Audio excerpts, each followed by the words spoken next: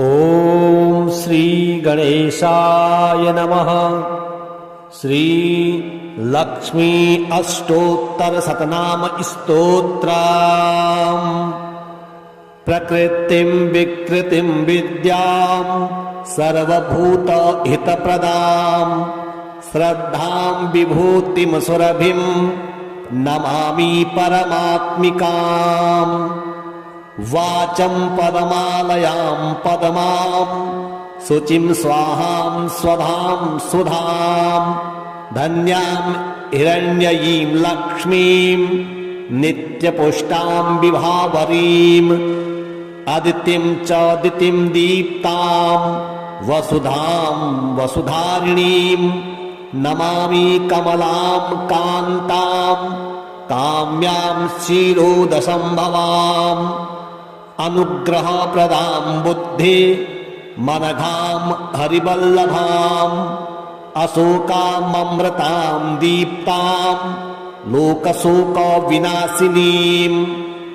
नमामि धर्मनिलयां करुणां लोकमातरं पद्मप्रियां पद्महस्तां पद्माक्षीं पद्मसुन्दरीं पद्मोद्भवां पद्ममुखीं पद्मनाभप्रियां रमां पद्ममालाधरां देवीं पद्मिनी पद्मगन्धिनीं पुण्यगन्धां सुप्रसन्नां प्रसादाभिमुखीं प्रभां नमामि चन्द्रवदनां चन्द्रां चन्द्रसहोदरीं चतुर्भुजां चन्द्ररूपां इन्दिरामिन्दुशीतलाम् आह्लादजननीं पुष्टिं शिवां शिवकरीं सतीं विमलां विश्वजननीं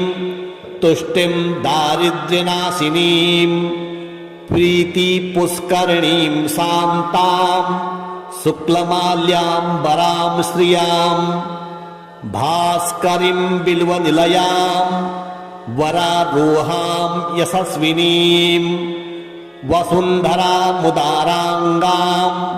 हरिणीं हेममालिनीं धनधान्यकरीं सिद्धिं सदा सौम्यां शुभप्रदां नृपवेशमगतां नन्दां वरलक्ष्मीं वसुप्रदां शुभां हिरण्यप्राकारां समुद्रतनयां जयां नमामि मङ्गलां देवीं विष्णुवक्षस्थलस्थितां विष्णुपत्नीं प्रसन्नाक्षीं नारायणसमाश्रितां दारिद्र्यध्वंसिनीं देवीं सर्वोपद्रववारिणीं नवदुर्गां महाकालीं ब्रह्मविष्णुशिवात्मिकां त्रिकालज्ञानसम्पन्नां नमामि भुवनेश्वरीं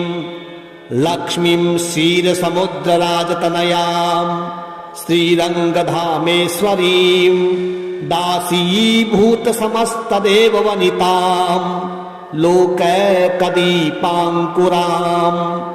श्रीमन्मन्दकटाक्षलब्धविभवद् ब्रह्मेन्द्रगङ्गाधरां त्वां त्रैलोक्यकुटुम्बिनीं सरसिजां वन्दे मुकुन्दप्रियां मातर्नमामि कमले कमलायताक्षी श्रीविष्णुहृतकमलवासिनि विश्वमातः क्षीरोदजे कमलकोमलगर्भगौरी लक्ष्मी प्रसीद सततं समतां शरण्य त्रिकालं यो जपेत् विद्वान् षण्मासं विजितेन्द्रियः दारिद्र्यध्वंसनं कृत्वा सर्वमाप्नोत यत्नतः देवी नाम सहस्रेषु पुण्यम् अष्टोत्तरं शतं येन श्रियमवाप्नोति कोटिजन्म दरिद्रतः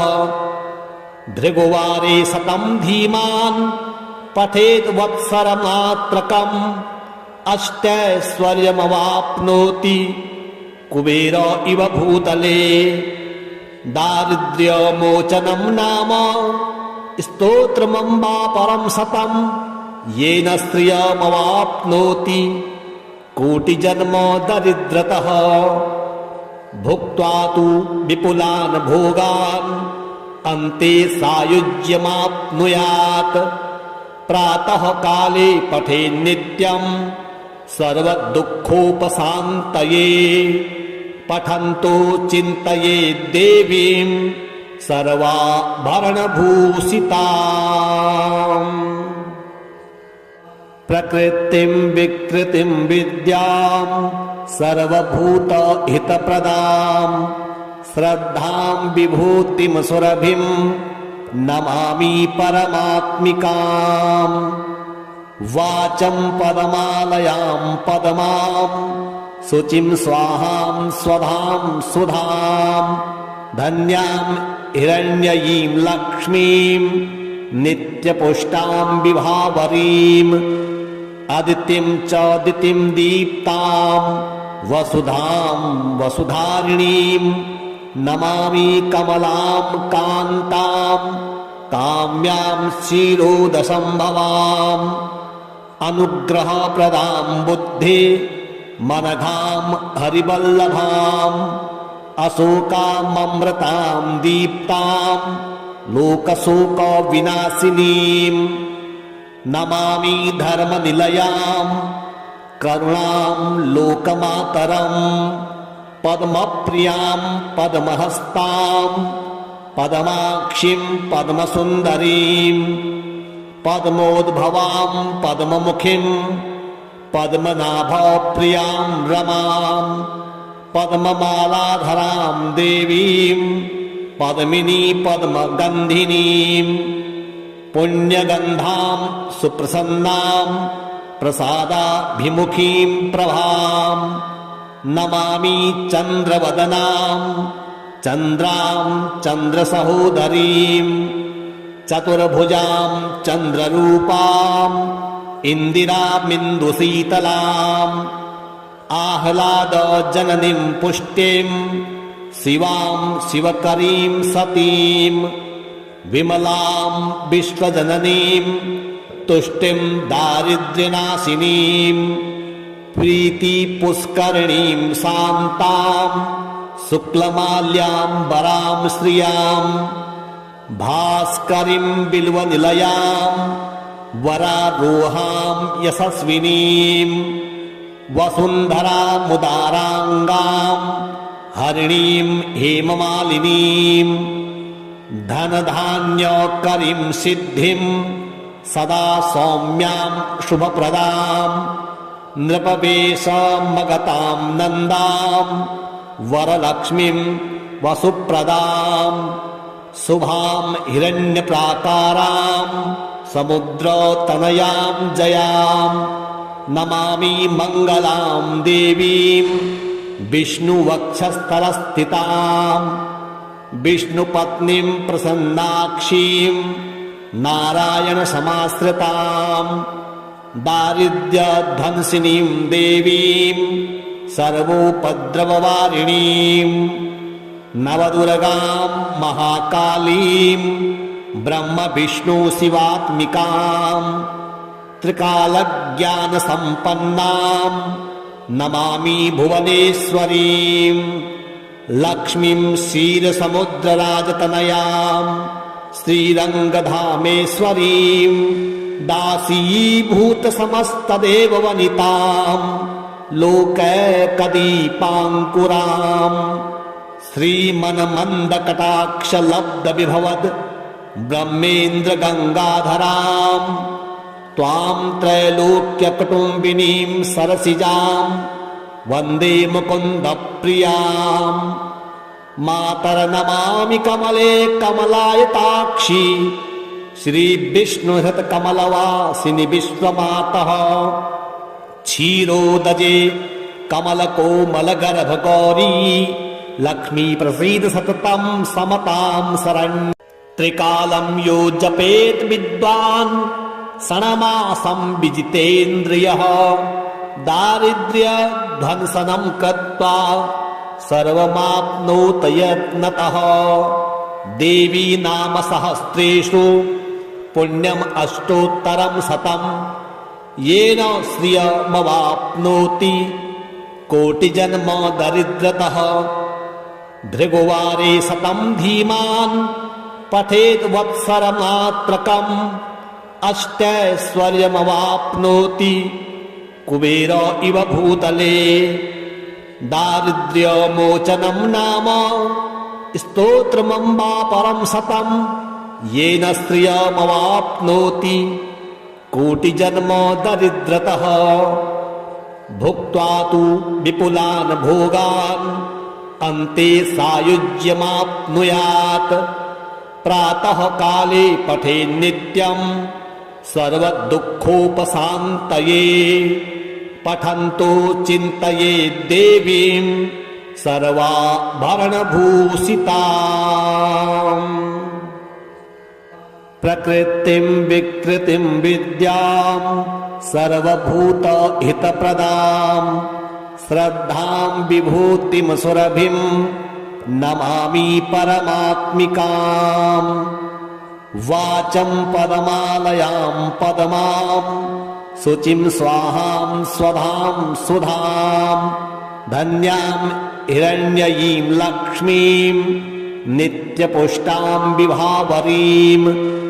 अदितिं च दितिं दीप्तां वसुधां वसुधारिणीं। नमामि कमलां कान्तां काम्यां क्षीरोदसंभवाम्। अनुग्रहप्रदां बुद्धि मनघां हरिवल्लभाम्। अशोकाममृतां दीप्तां लोकशोकविनाशिनीं। नमामि धर्मनिलयां करुणां लोकमातरम्। पद्मप्रियां पद्महस्तां पद्माक्षीं पद्मसुन्दरीं। पद्मोद्भवां पद्ममुखीं पद्मनाभप्रियां रमां। पद्ममालाधरां देवीं पद्मिनी पद्मगन्धिनीं। पुण्यगन्धां सुप्रसन्नां प्रसादाभिमुखीं प्रभां। नमामि चन्द्रवदनां चन्द्रां चन्द्रसहोदरीं। चतुर्भुजां चन्द्ररूपां इन्दिरामिन्दुशीतलाम्। आह्लादजननीं पुष्टिं शिवां शिवकरीं सतीं। विमलां विश्वजननीं तुष्टिं दारिद्र्यनाशिनीं। प्रीतिपुष्करिणीं शान्तां शुक्लमाल्याम्बरां श्रियां। भास्करीं बिल्वनिलयां वरारोहां यशस्विनीं। वसुन्धरामुदाराङ्गां हरिणीं हेममालिनीं। धनधान्यकरीं सिद्धिं सदा सौम्यां शुभप्रदां। नृपवेशमगतां नन्दां वरलक्ष्मीं वसुप्रदां। शुभां हिरण्यप्राकारां समुद्रतनयां जयां।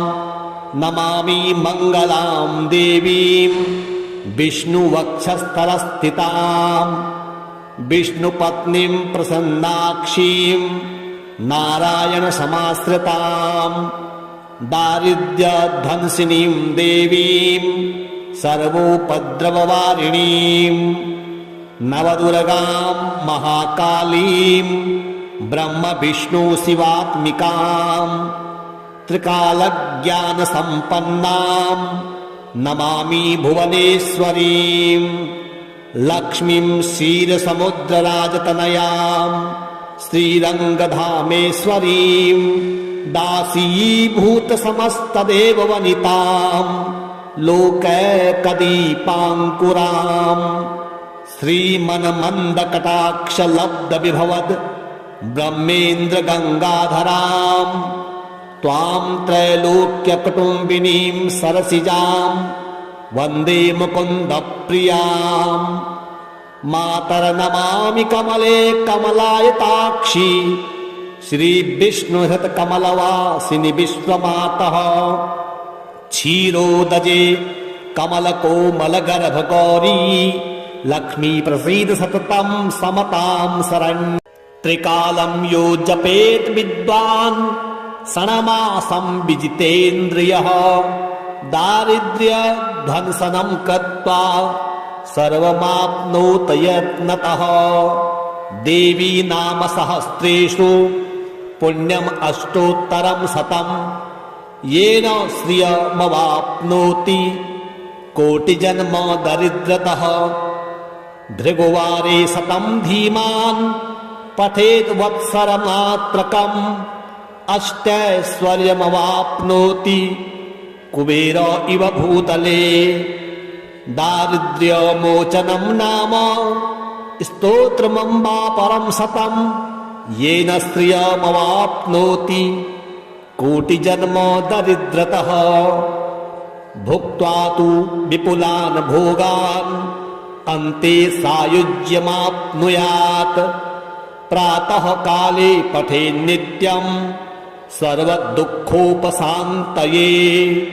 पठन्तो चिन्तयेत् देवीं सर्वाभरणभूषिताम्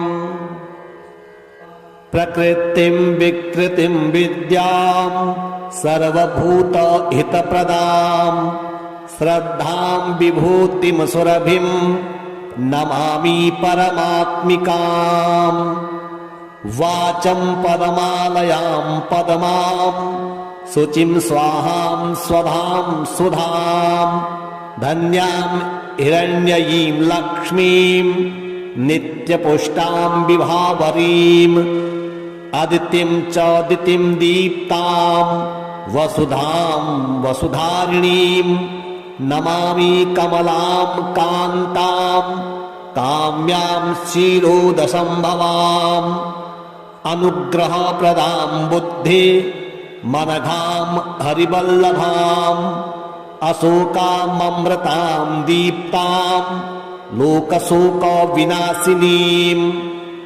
नमामि धर्मनिलयां करुणां लोकमातरम् पद्मप्रियां पद्महस्तां पद्माक्षीं पद्मसुन्दरीं पद्मोद्भवां पद्ममुखीं पद्मनाभप्रियां रमां पद्ममालाधरां देवीं पद्मिनी पद्मगन्धिनीं पुण्यगन्धां सुप्रसन्नां प्रसादाभिमुखीं प्रभां नमामि चन्द्रवदनां चन्द्रां चन्द्रसहोदरीं चतुर्भुजां चन्द्ररूपां इन्दिरामिन्दुशीतलाम् आह्लादजननीं पुष्टिं शिवां शिवकरीं सतीं विमलां विश्वजननीं तुष्टिं दारिद्र्यनाशिनीं प्रीतिपुष्करिणीं शान्तां शुक्लमाल्याम्बरां श्रियां भास्करीं बिल्वनिलयां वरारोहां यशस्विनीं वसुन्धरामुदाराङ्गां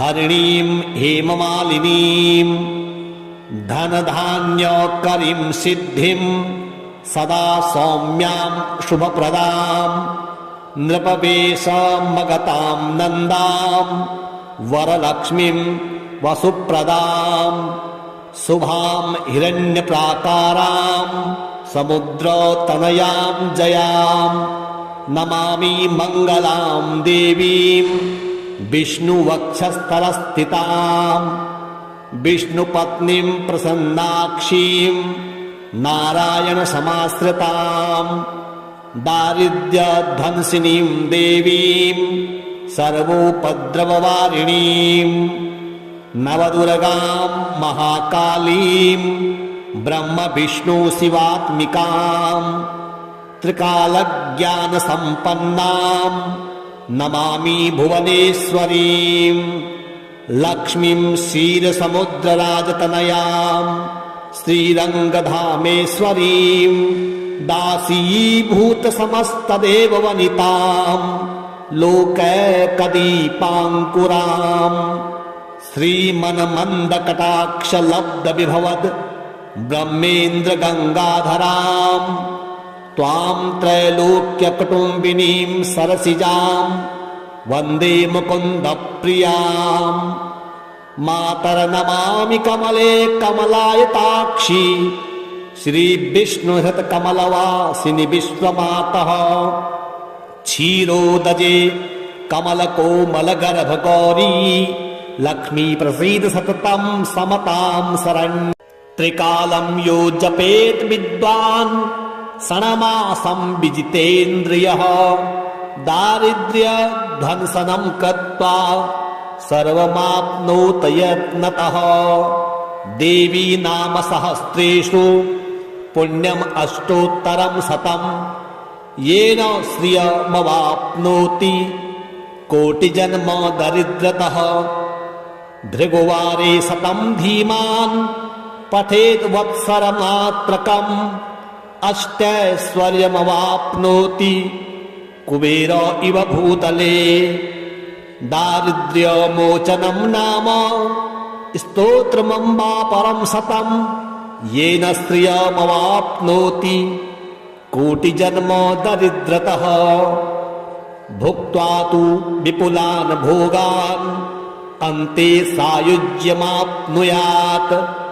प्रातः काले पठेन्नित्यं सर्वदुःखोपशान्तये पठन्तो चिन्तयेत् देवीं सर्वाभरणभूषिताम्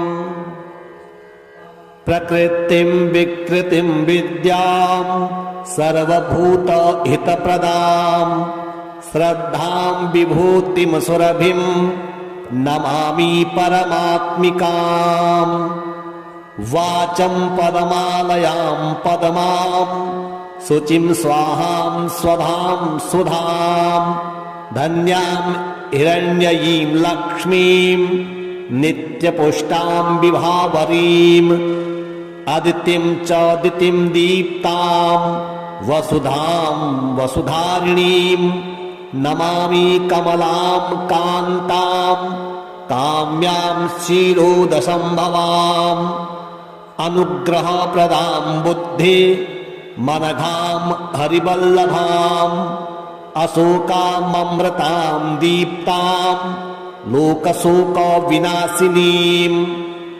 नमामि धर्मनिलयां करुणां लोकमातरं पद्मप्रियां पद्महस्तां पद्माक्षीं पद्मसुन्दरीं पद्मोद्भवां पद्ममुखीं पद्मनाभप्रियां रमां पद्ममालाधरां देवीं पद्मिनी पद्मगन्धिनीं पुण्यगन्धां सुप्रसन्नां प्रसादाभिमुखीं प्रभां नमामि चन्द्रवदनां चन्द्रां चन्द्रसहोदरीं चतुर्भुजां चन्द्ररूपां इन्दिरामिन्दुशीतलाम् आह्लादजननीं पुष्टिं शिवां शिवकरीं सतीं विमलां विश्वजननीं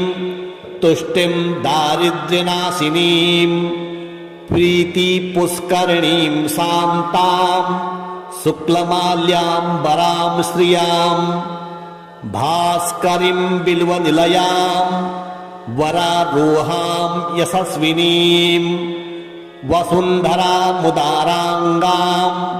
हरिणीं हेममालिनीं धनधान्यकरीं सिद्धिं सदा सौम्यां शुभप्रदां नृपवेशमगतां नन्दां वरलक्ष्मीं वसुप्रदां शुभां हिरण्यप्राकारां समुद्रतनयां जयां नमामि मङ्गलां देवीं विष्णुवक्षस्थलस्थितां विष्णुपत्नीं प्रसन्नाक्षीं नारायणसमाश्रिताम् दारिद्र्यध्वंसिनीं देवीं सर्वोपद्रववारिणीम् नवदुर्गां महाकालीं ब्रह्मविष्णुशिवात्मिकां त्रिकालज्ञानसम्पन्नां नमामि भुवनेश्वरीं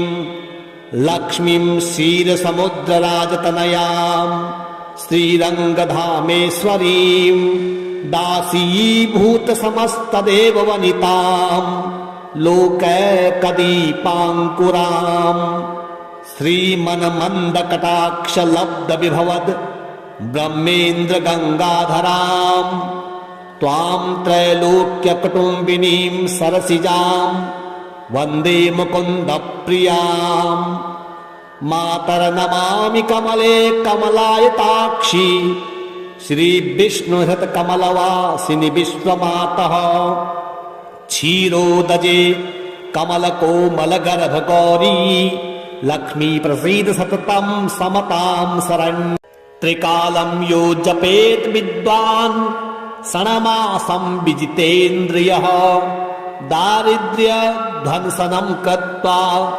सर्वमाप्नोत यत्नतः देवी नाम सहस्रेषु पुण्यम् अष्टोत्तरं शतं येन श्रियमवाप्नोति कोटिजन्म दरिद्रतः भृगुवारे शतं धीमान् पठेत् वत्सरमात्रकम् अष्टैश्वर्यमवाप्नोति कुबेर इव भूतले दारिद्र्यमोचनं नाम स्तोत्रमम्बा परं शतं येन श्रियमवाप्नोति कोटिजन्म दरिद्रतः भुक्त्वा तु विपुलान् भोगान् अन्ते सायुज्यमाप्नुयात् प्रातः काले पठेन् नित्यं सर्वदुःखोपशान्तये पठन्तो चिन्तयेत् देवीं सर्वाभरणभूषिताम्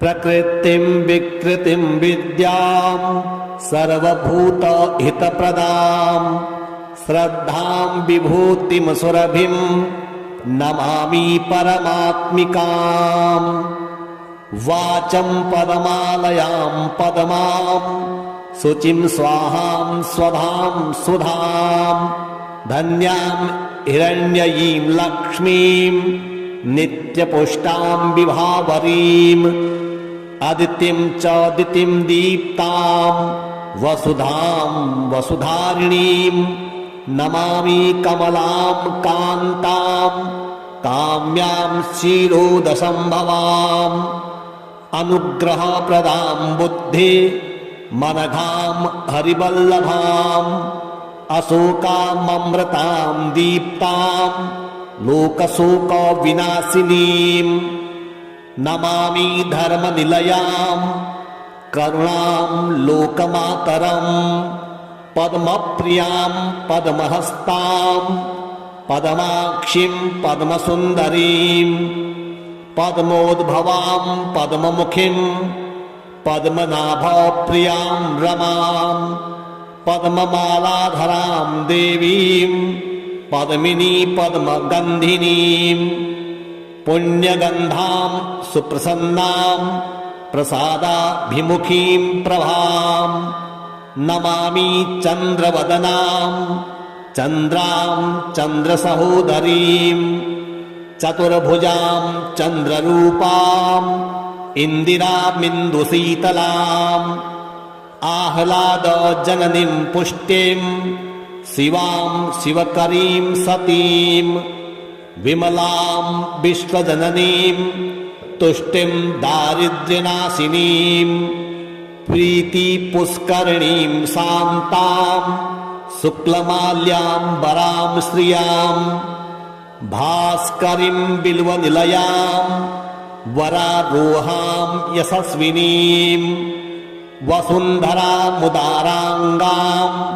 हरिणीं हेममालिनीं धनधान्यकरीं सिद्धिं सदा सौम्यां शुभप्रदां नृपवेशमगतां नन्दां वरलक्ष्मीं वसुप्रदां शुभां हिरण्यप्राकारां समुद्रतनयां जयां नमामि मङ्गलां देवीं विष्णुवक्षस्थलस्थितां विष्णुपत्नीं प्रसन्नाक्षीं नारायणसमाश्रितां दारिद्र्यध्वंसिनीं देवीं सर्वोपद्रववारिणीं नवदुर्गां महाकालीं ब्रह्मविष्णुशिवात्मिकां त्रिकालज्ञानसम्पन्नां नमामि भुवनेश्वरीं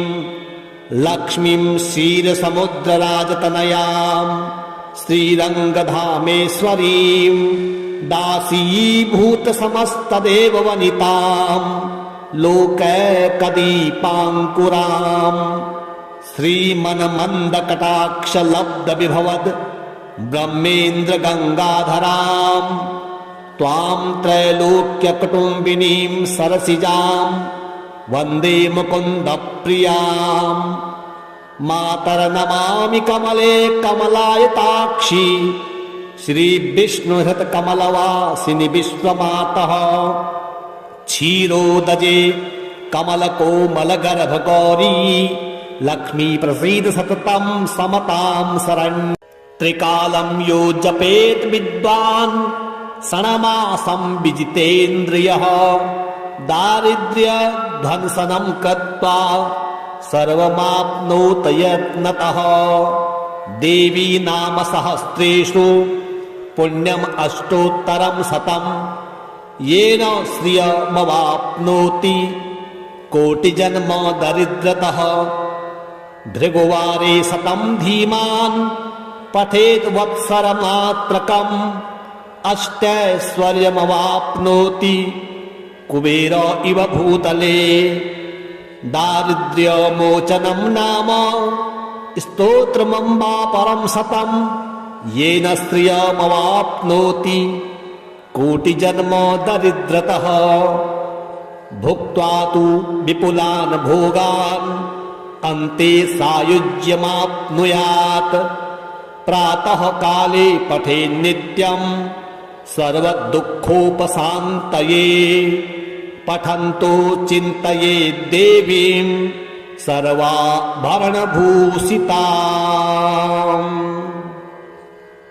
प्रकृतिं विकृतिं विद्यां सर्वभूतहितप्रदां श्रद्धां विभूतिं सुरभिं नमामि परमात्मिकाम् वाचं पदमालयां पदमां शुचिं स्वाहां स्वधां सुधां धन्यां हिरण्ययीं लक्ष्मीं नित्यपुष्टां विभावरीं अदितिं च दितिं दीप्तां वसुधां वसुधारिणीं नमामि कमलां कान्तां काम्यां क्षीरोदसम्भवाम् अनुग्रहप्रदां बुद्धि मनघां हरिवल्लभाम् अशोकाममृतां दीप्तां लोकशोकविनाशिनीं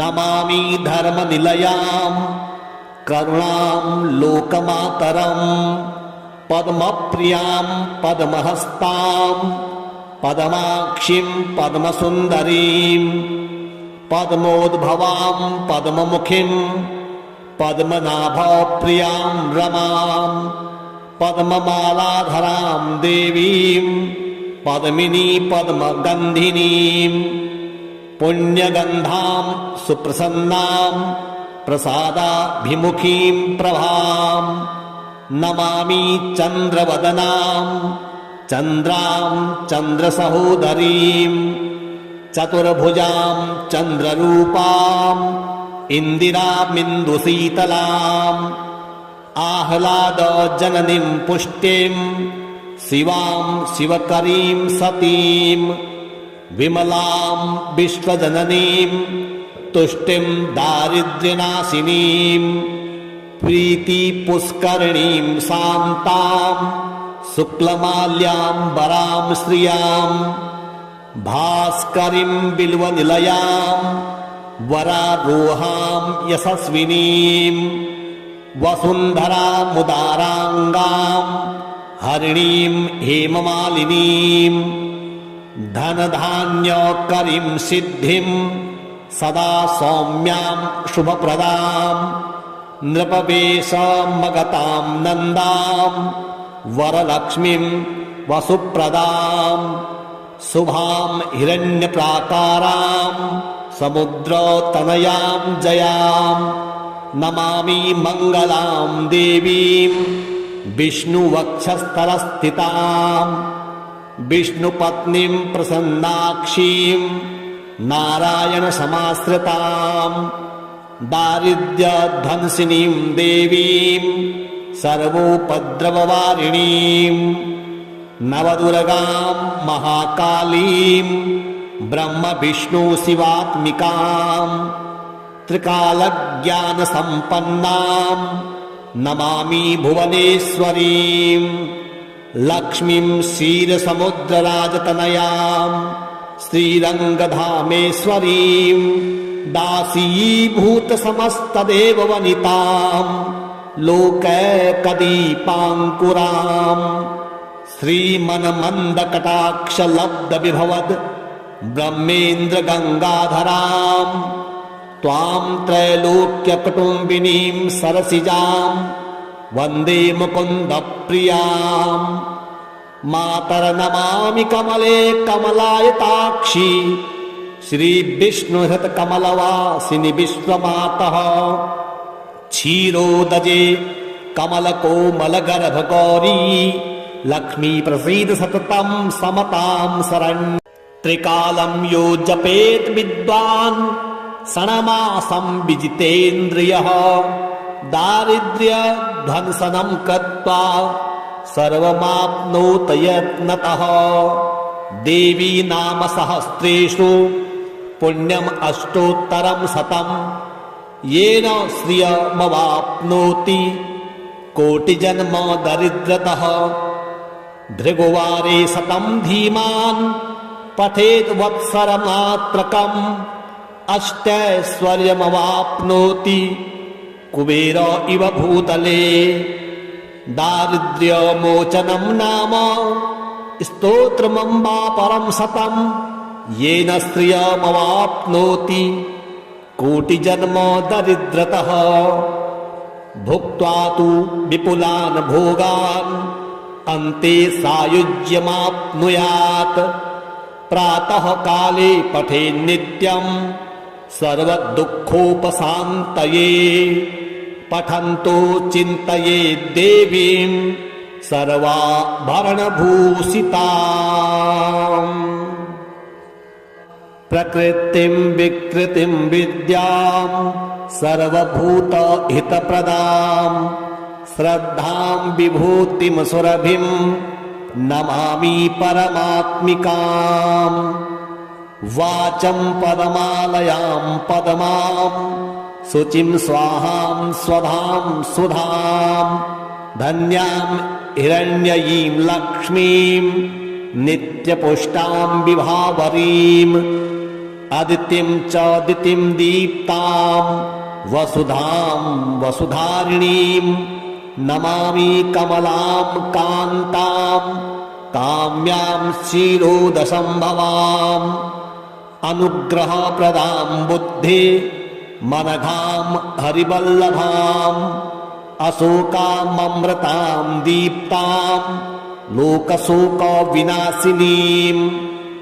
नमामि धर्मनिलयां करुणां लोकमातरं पद्मप्रियां पद्महस्तां पद्माक्षीं पद्मसुन्दरीं पद्मोद्भवां पद्ममुखीं पद्मनाभप्रियां रमां पद्ममालाधरां देवीं पद्मिनी पद्मगन्धिनीं पुण्यगन्धां सुप्रसन्नां प्रसादाभिमुखीं प्रभां नमामि चन्द्रवदनां चन्द्रां चन्द्रसहोदरीं चतुर्भुजां चन्द्ररूपां इन्दिरामिन्दुशीतलाम् आह्लादजननीं पुष्टिं शिवां शिवकरीं सतीं विमलां विश्वजननीं तुष्टिं दारिद्र्यनाशिनीं प्रीतिपुष्करिणीं शान्तां शुक्लमाल्याम्बरां श्रियां भास्करीं बिल्वनिलयां वरारोहां यशस्विनीं वसुन्धरामुदाराङ्गां हरिणीं हेममालिनीं धनधान्यकरीं सिद्धिं सदा सौम्यां शुभप्रदां नृपवेशमगतां नन्दां वरलक्ष्मीं वसुप्रदां शुभां हिरण्यप्राकारां समुद्रतनयां जयां नमामि मङ्गलां देवीं विष्णुवक्षस्थलस्थितां विष्णुपत्नीं प्रसन्नाक्षीं नारायणसमाश्रितां दारिद्र्यध्वंसिनीं देवीं सर्वोपद्रववारिणीं नवदुर्गां महाकालीं ब्रह्मविष्णुशिवात्मिकां त्रिकालज्ञानसम्पन्नां नमामि भुवनेश्वरीं लक्ष्मीं क्षीरसमुद्रराजतनयां श्रीरङ्गधामेश्वरीं दासीभूतसमस्तदेववनितां लोकैकदीपाङ्कुरां श्रीमन्मन्दकटाक्षलब्धविभवद् ब्रह्मेन्द्रगङ्गाधरां त्वां त्रैलोक्यकुटुम्बिनीं सरसिजां वन्दे मुकुन्दप्रियां मातर्नमामि कमले कमलायताक्षी श्रीविष्णुहृतकमलवासिनि विश्वमातः क्षीरोदजे कमलकोमलगर्भगौरी लक्ष्मी प्रसीद सततं समतां शरण्य त्रिकालं यो जपेत् विद्वान् षण्मासं विजितेन्द्रियः दारिद्र्यध्वंसनं कृत्वा सर्वमाप्नोत यत्नतः देवी नाम सहस्रेषु पुण्यम् अष्टोत्तरं शतं येन श्रियमवाप्नोति कोटिजन्म दरिद्रतः भृगुवारे शतं धीमान् पठेत् वत्सरमात्रकम् अष्टैश्वर्यमवाप्नोति कुबेर इव भूतले दारिद्र्यमोचनं नाम स्तोत्रमम्बा परं शतं येन श्रियमवाप्नोति कोटिजन्म दरिद्रतः भुक्त्वा तु विपुलान् भोगान् अन्ते सायुज्यमाप्नुयात् प्रातः काले पठेन्नित्यं सर्वदुःखोपशान्तये पठन्तो चिन्तयेत् देवीं सर्वाभरणभूषिताम्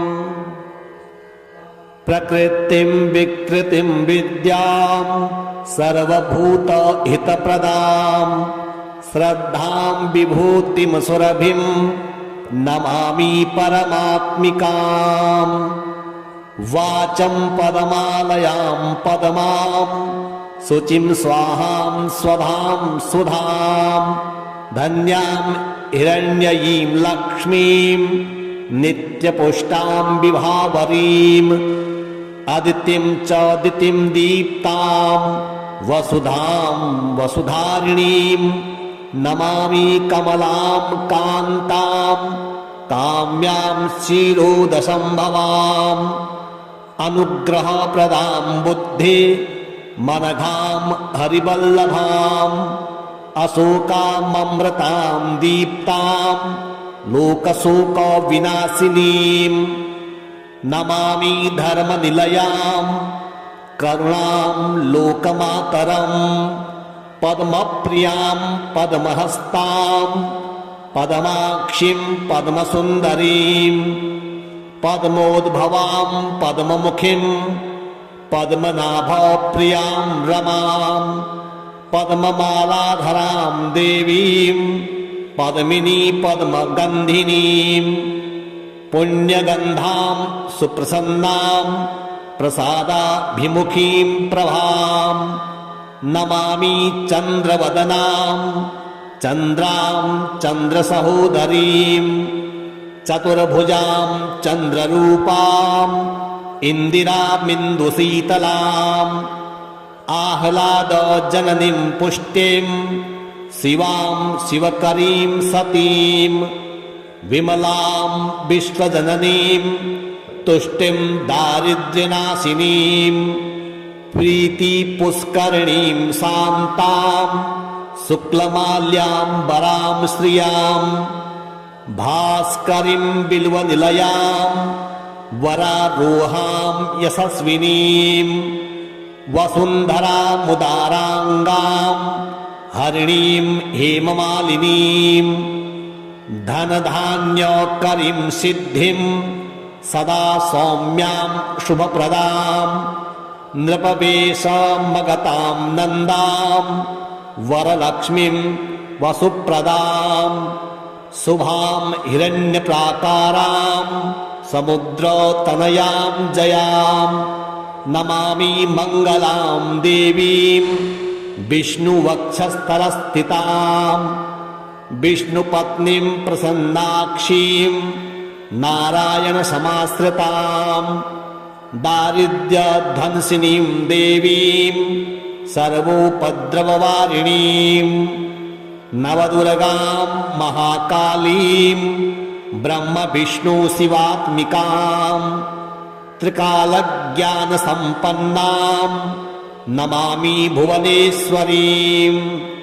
लक्ष्मीं क्षीरसमुद्रराजतनयां श्रीरङ्गधामेश्वरीं दासीभूतसमस्तदेववनितां लोकैकदीपाङ्कुरां